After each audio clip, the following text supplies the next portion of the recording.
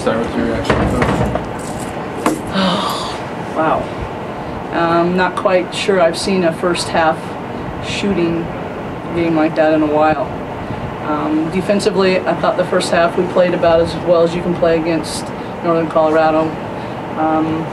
You know, you have to adjust to how the game's called, and we didn't do a very good job of that. And as a result, we got all 3 post players in foul trouble.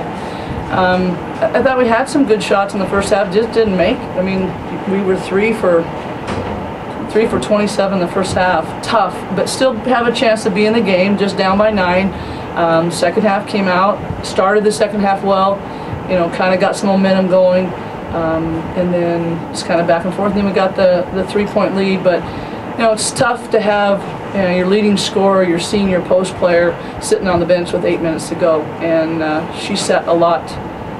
I think at the 15-minute mark she was out. So you know, it's just, we've got a lot of young players. You've got Amanda Hughes that's a sophomore, you got JJ that's a freshman, you got Jordan that's a freshman, you got, I mean, we're playing sophomores. Sophomores, other than Mikkel Whitfield, a junior. So, you know, Northern Colorado made the plays on their end of the court offensively and won the game. It's pretty simple, you know, in a simple basketball terms. You know, they made buckets to win the game and we didn't. That was kind of a long, a long answer to your question. Going back to with Kayla on the bench so early, how valuable is it to have a player like Amanda, young as she is, come in and have that many points off the bench? You know, Amanda's, you know, when we lost Carly and lost Joey O'Neill, you know, Amanda's been in the rotation. It's just, when Amanda plays on the defensive end, she gives us both, you know, production. She's always going to give us scoring. We're just finally, she's kind of learning how to play defense in the post and be physical, and she just continues to get more and more minutes. So it is valuable. She's able to score. She plays bigger than she is, taller than she is. She's able to get shots off. You know, Mikkel made a run there. I think when we got ahead, took the lead, you know, it was Mikkel in the paint that was able to score. You know, but I think the Achilles heel continues to be 22 turnovers. Let's be honest here. And I asked the girls this as well. Are there certain situations where these turnovers are more prone to happen, or is it just runs where you're not handling the ball? I think it's specific to each person. You know, some people need to be more physical with the ball in your hands, and I've said, you know, I'd rather have you get an offensive foul pivoting aggressively than have somebody take it out of your hands. When you're running a press break, you don't make a bounce pass to somebody in the press break. You hit them with a hard, sharp pass. It's just, it's little things, and you know, as you look at it, it's spread out, and everybody's getting them. It's, some of it's youth, some of it's just not valuing the basketball, valuing the possession that we have with the ball at that time.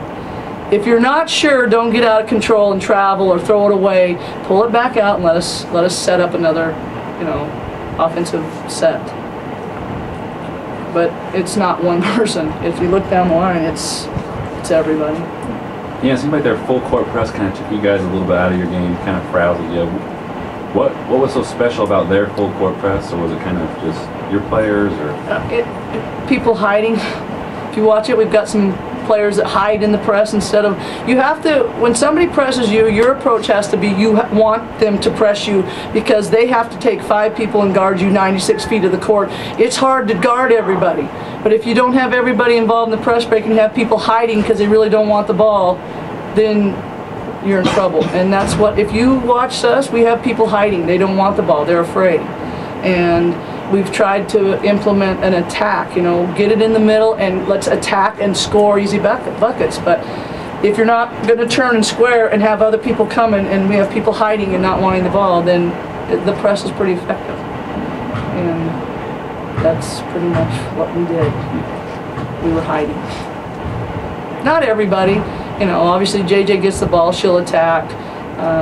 You know, Amanda. It's just, we don't have a backup point guard.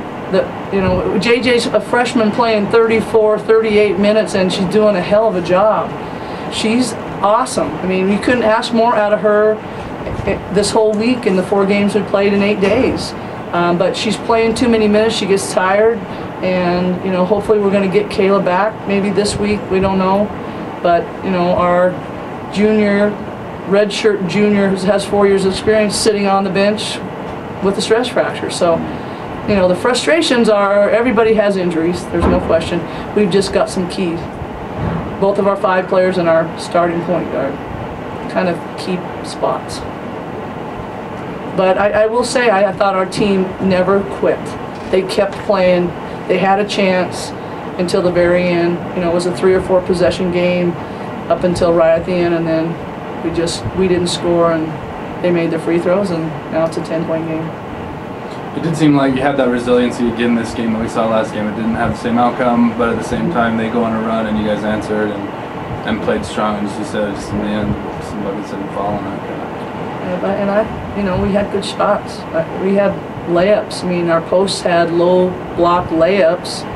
You know, we did. It's not sure we could get much better high percentage shots. We just gotta relax a little bit, take a second, find a target, not just try to get the shot off quick. That kind of continues to be a little bit of a reoccurring problem for us. It's just once you get the ball in there, if you don't put it on the ground, the defense is a disadvantage, and we were doing a better job of not putting it on the ground, but then find your target and score the basket or make them foul you, or make them block you clean. Not sure there were a lot of clean blocks going on in the shots that we took, but we sure missed a lot. And that's just kind of rushing your shot. The girls is too, but it didn't seem nearly as aggressive as Thursday's game. Yet, I mean, well, each game's going to be different, and we have to adjust. And we talked about that. You know, sometimes it's going to be a little more physical of a game. Sometimes it's going to be tight, and you know, unfortunately, you don't like the difference. You just like it to be consistent, know every day what you're going to get. But if it's a little bit different than the game before, then you have to adjust. And we didn't adjust, and as a result, they shoot 36 free throws, and we put them to the free throw line 36 times. That's tough. You know, they scored 26 of their points from the free throw line. We don't have a chance to guard them. We put them there.